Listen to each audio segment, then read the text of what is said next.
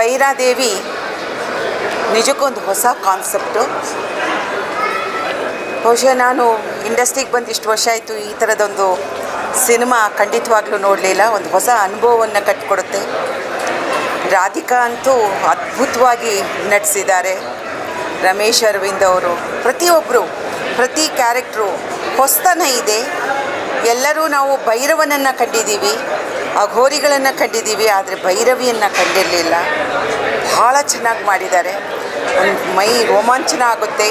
Theatre ಒಳಗಡೆ ಬರಬೇಕಾದ್ರೆ ದೃಶ್ಯ ಪ್ರಾರಂಭ ಆಗೋದೇ ಅದ್ಭುತವಾಗಿ ಪ್ರಾರಂಭ ಆಗುತ್ತೆ. ಕೊನೆ ಕೂಡ ಅಷ್ಟೇ ಸುಂದರವಾಗಿದೆ.